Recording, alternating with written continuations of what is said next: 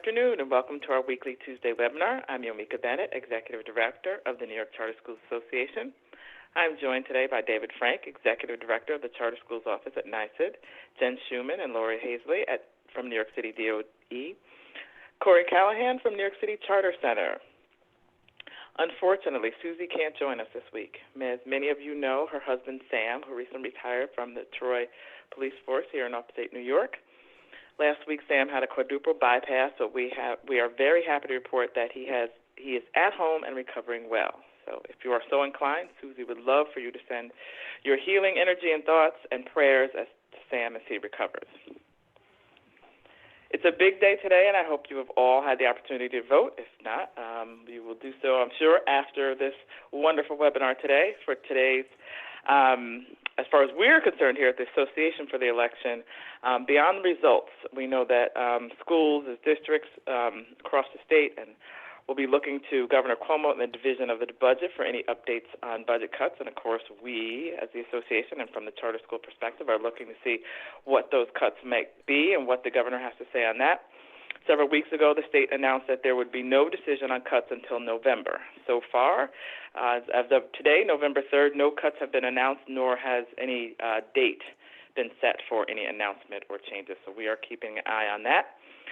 Since federal funding for New York and other states, we're looking to get that funding, and it appears to be tied to election results, whether if the funding will come or the announcement amount and time.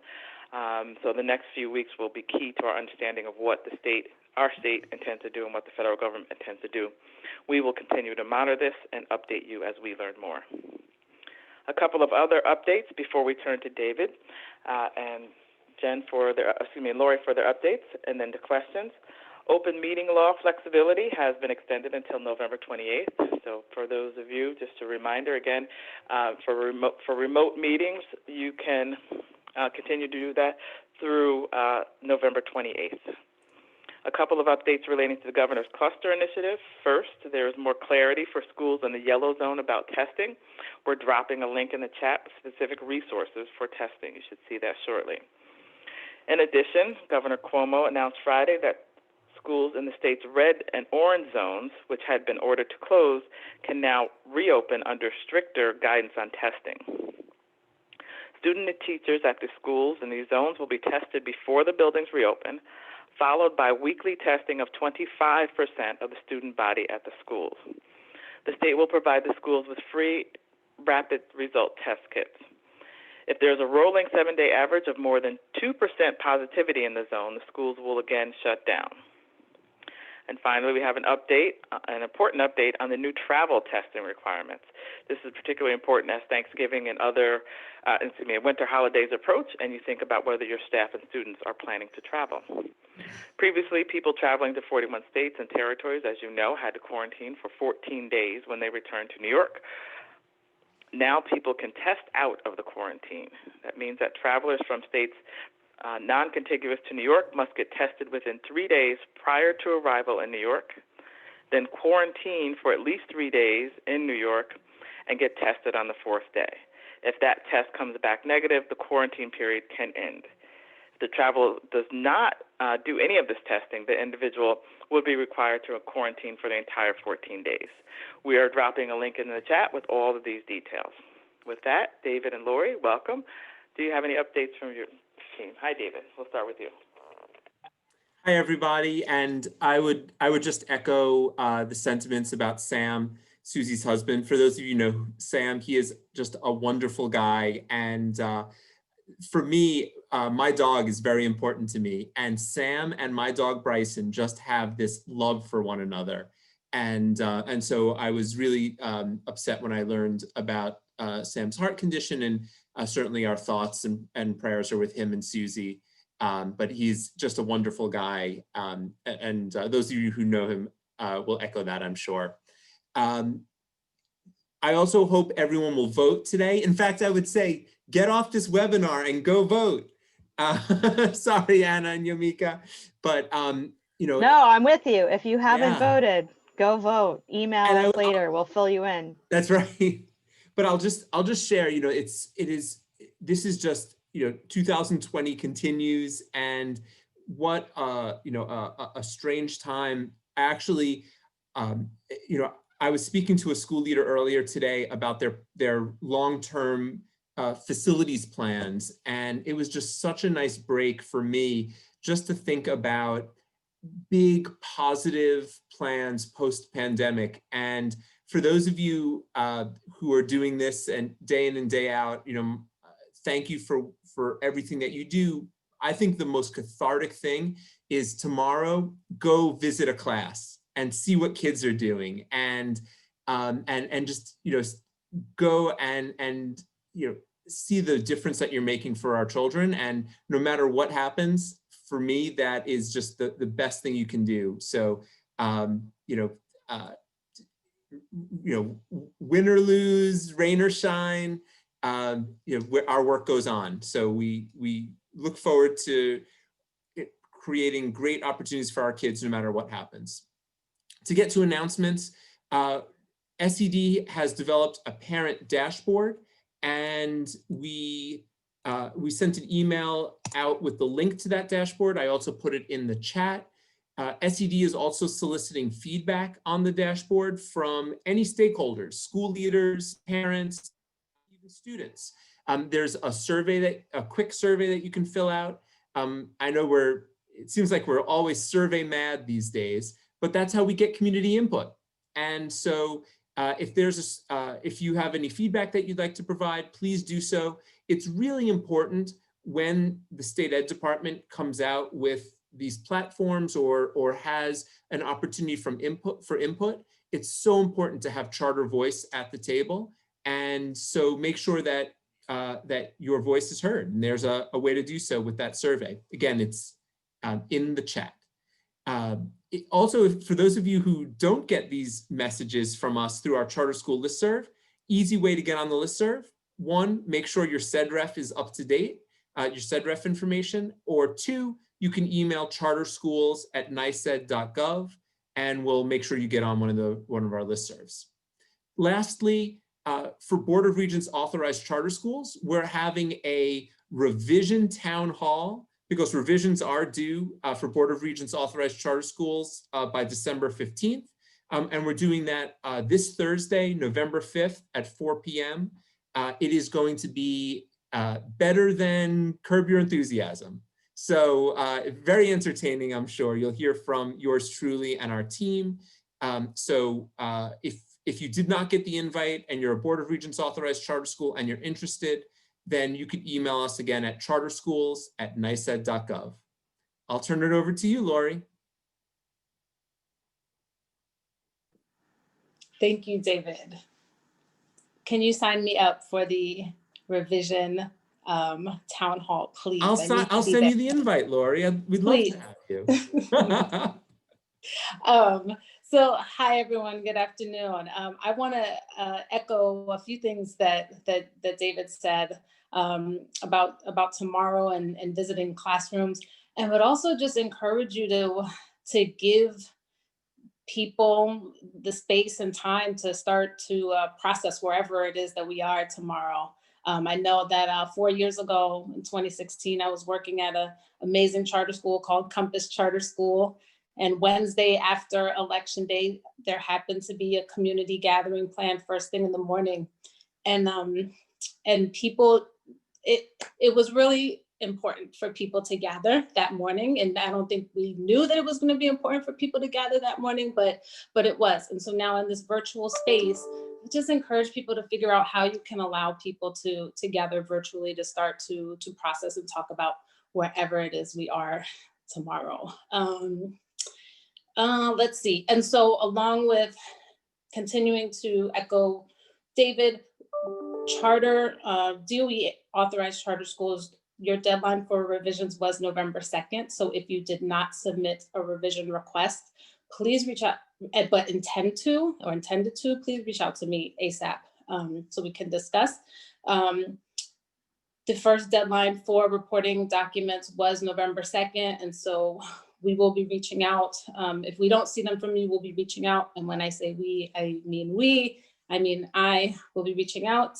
And then just a heads up for DOE authorized charter schools, we for the next 7 weeks will be doing our virtual renewal visits to our schools going through renewal. And so May on these Tuesday calls be passing the authorizer hat to my other colleagues at the DOE, as I will be virtually visiting schools. But hopefully I will be able to continue to join Tuesday afternoon. So we'll do my best. But just a heads up for my cohort that the next 7 weeks I will be virtually visiting schools. And that's it.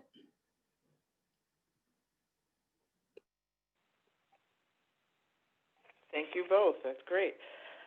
All right, that was great advice. I just want to just back up for a minute. Both of you, I think, said some great things about, tomorrow, and remembering that we still have work to do. And I think I just want to echo that sentiment and talk about allowing space for that tomorrow to remember the work that we have to do. We will be back here next Tuesday again. We will have a new set of information and things to talk about and discuss. But what I want to say is that in the meantime, we are, if anybody needs to reach out, if anybody needs to talk about what's next, where to go, what to do, what's coming, give us a call, email us, talk to us. You know how to reach us. All right. Having said that, let's move on to questions. We do have one question here received in advance, and it's a question about the requirements for drills. So, David, this is coming straight to you. And the question is, how many drills must schools conduct before the end of the calendar year? And are there any exceptions for schools that have been remote at the start of the school year but will returning before the end of the calendar year? So have there any updates to the requirements for drills? So, I'm always real with you guys. I did not have time to look into that today, although Anna and Yomika did tell me that question was coming. So what I promise to you is I will look into that and I will get you an answer. But I'm remiss in my preparation for today. All good. We will look for that information whenever you have it. Thank you, and appreciate that. Anna, that's what I have. I'm going to go to you for Q&A.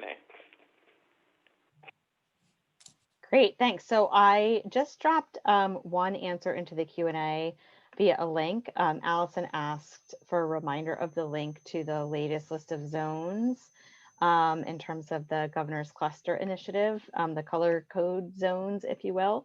So Allison, and others that are interested in that question, I threw that link into the Q&A. So, and then a different Allison asked, does the governor's latest announcement that people can travel to states on the no list and then test out of quarantine on day 4 stand for DOE buildings? And so I would love for Corey, Yomika, Jen, and Lori to all weigh in on this, because I know this is something that we pinged around a little bit about in some earlier conversations. So the governor's new revision, it's not if you go to any one of these 41 places, you have to quarantine for 14 days. You could take COVID tests on a prescribed timeline. Is that also applicable for New York City DOE staff, students, etc.? My short answer is yes. Yeah. Discuss. I was going to, yeah, that was I haven't heard anything different. I'm going to ultimately defer to Jen. But I haven't heard anything different. And if you're tested and you test negative, right, then you're cleared, would be my understanding. But I turn it over to DOE folks for clarification or correction. Hi there. So we've had a lot of requests we have a lot of questions about this policy, a lot of requests for guidance. Our understanding at this point is that this applies to the whole state, very much including DOE buildings and everyone who goes into them for any purpose.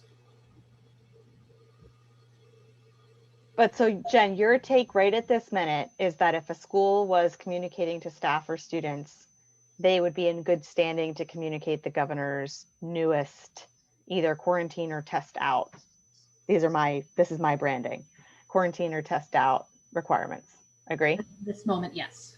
Great. We yet know if the city, there have been instances during this reopening process where the city has implemented more strict rules than the state or has done some variation on rules from the state. We have not heard anything to the contrary. So as of this moment, the governor's guidance stands.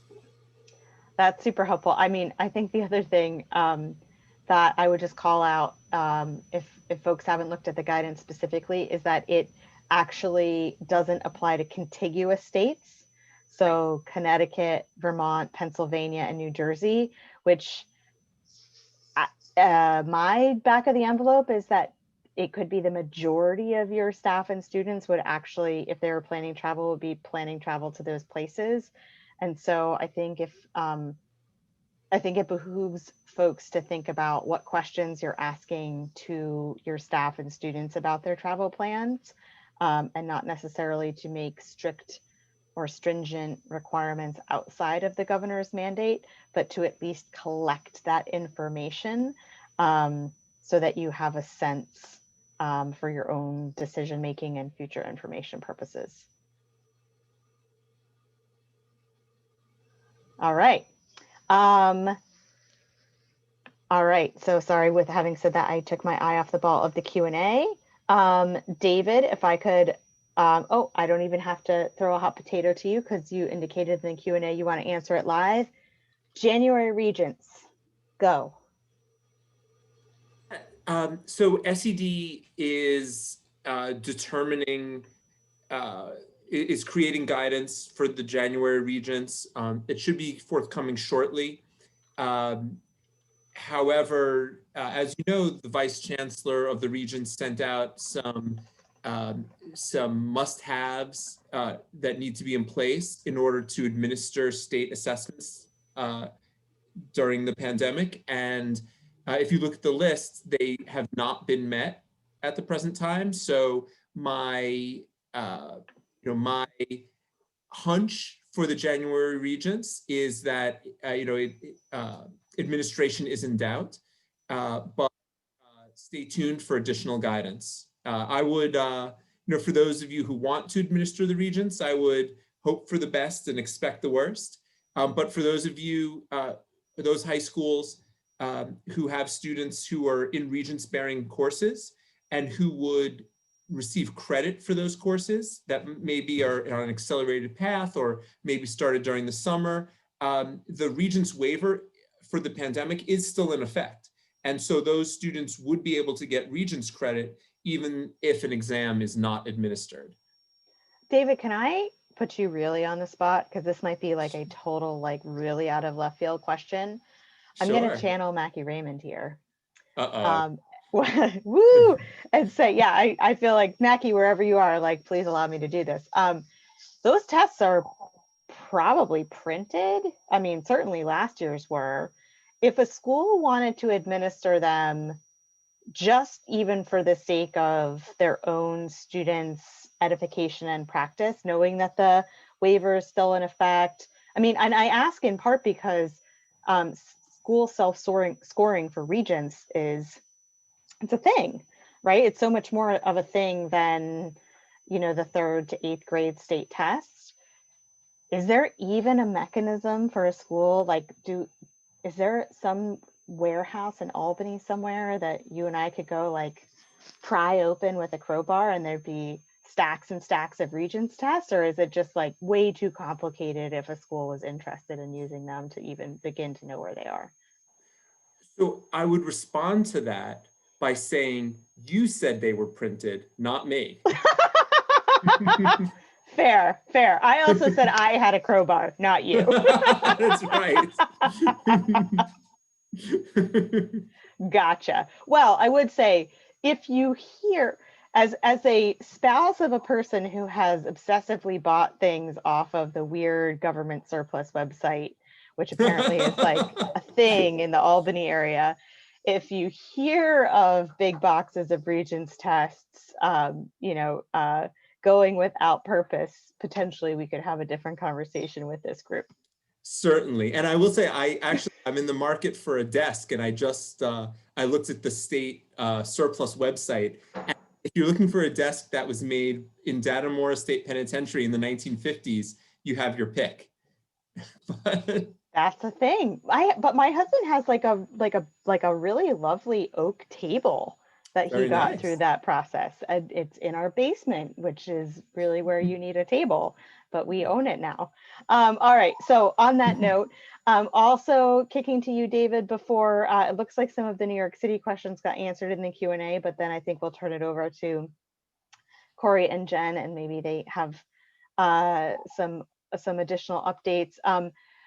You talked last week about some funding updates. And so Brian, who's asking this, isn't specific, but I think it might be worth reiterating the necessity to reapply for ESSER funds. But then if you also want to reshare your ticker tape parade moment about the CSP funds, I would really welcome you to do that.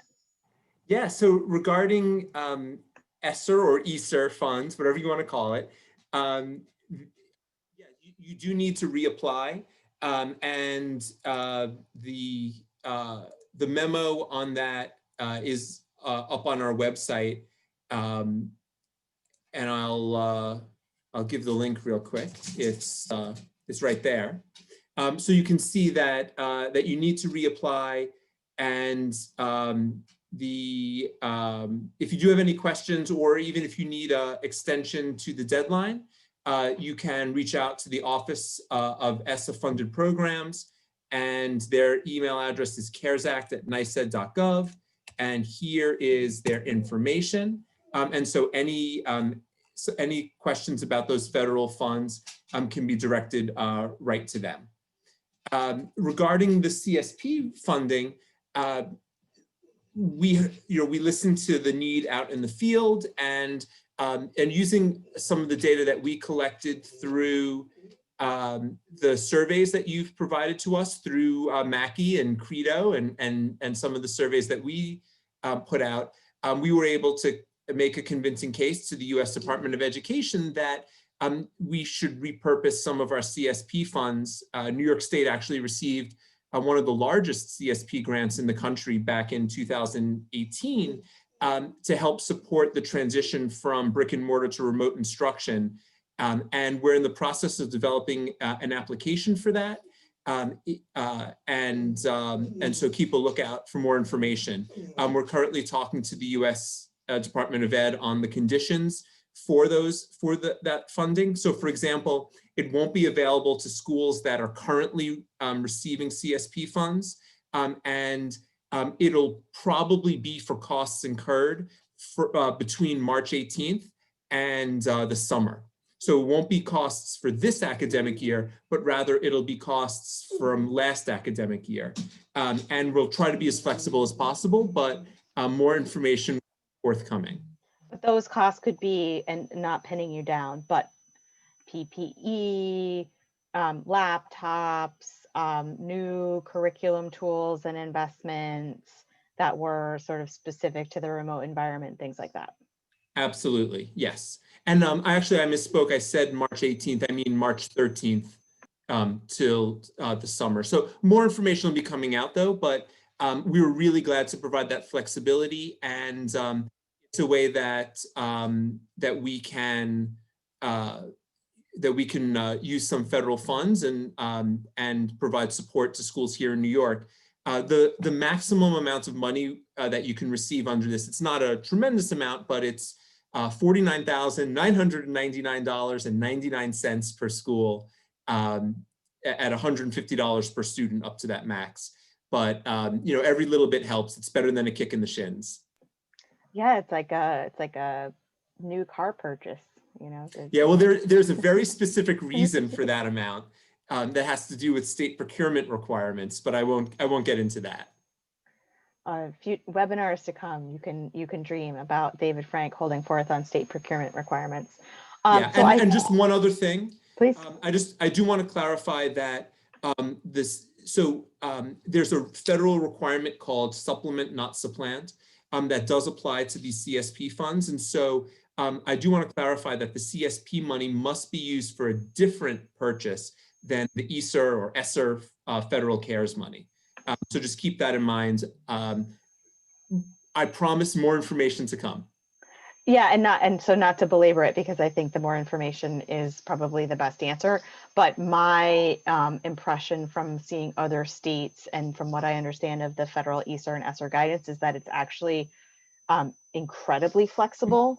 And so it would seem to me, having seen those amounts plus $150 a kid, that feels like money that you can account for. Is that your intuition? Yeah. Okay, great. You're spot on. Awesome. So Bill's asking, will there also be a traditional CSP RFP for expanding charters that would be forthcoming? Yeah, that's a great question, Bill. And my colleague, Valerie Kowalski, who I'm sure you're familiar with, who is the expert in all things CSP here at State Ed, is actually working very closely to get that RFP out. RFPs often take a long time to develop and get approved, so I do apologize for the delay, but it is one of our top priorities. Well, love Valerie, would love to have her as a special guest at any future point if she would be interested, or that would be fruitful. And so then last CSP question, I promise, I already said I was going to kick it over to Corey and Jen and Lori, but Stacy's asking, so if you were receiving CSP through the end of the last academic year, and she's specifically saying between March and the summer, but it has since lapsed, and this future CSP would be forthcoming, would that mean that a school would be ineligible? That's a great question, Stacy, and I would need to go back and read the fine print of the USDOE's requirements back to us. It's something that we will be speaking to the USDOE about, so it's good to get those kind of questions and bring it to them. We are going to try to get as much funding to as many schools as we can, so we will, of course, fight for Renaissance every day. Yeah, and I would just, at the risk of having anything on my nose, at a national level, we've certainly been watching states as they've applied for these waivers. So there was a formal waiver process around CSP funds to give the sort of flexibility to state entities that David's describing. And I would say not only was New York one of the first entities to do it, but it was one of the first entities to do it at the scale that the application was made for, and at the degree of inclusivity for charters, which is the other big sort of exclamation point that I would add here. So looking forward to the future information and helping to get it out when it's available, David. And with that, New York City folks, sounds like you had the day today with the outage, and like I hope everyone's it's 4:30. We're almost there. Never a dull moment. As long as the voting machines are working, we are all good. Do they all run on the same systems? It's just like just different too servers, much civic engagement. Different votes. Hi everyone. Jen, do you want to just start with that? I know you answered it in the Q&A, but I think everyone on the charter school office listserv saw the outage email went out, but you just want to give an update to everyone? Yes, my understanding is that a lot of the systems are back online, but things may be slow. We're still having some glitches with emails. So we ask for your patience in the next couple of hours, and we hope to send out an update confirming everything's back online very soon.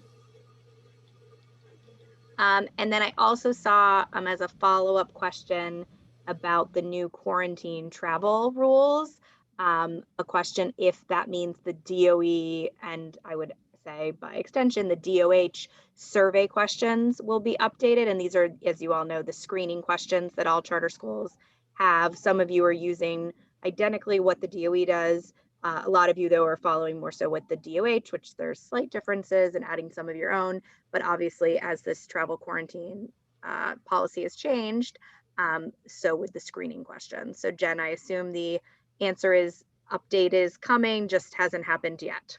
Correct. We're still waiting on an update, but expect that the screening tool will be updated to reflect the latest mandate. Great. And then I think the other question I saw that came through that I'll just bring out, which is, and Jen, I appreciate that you're directing schools who are having sped billing issues to directly email charter school office, but I think it does bear asking just the general question of, have there been any changes from this year to last year? in terms of misalignments on IEPs.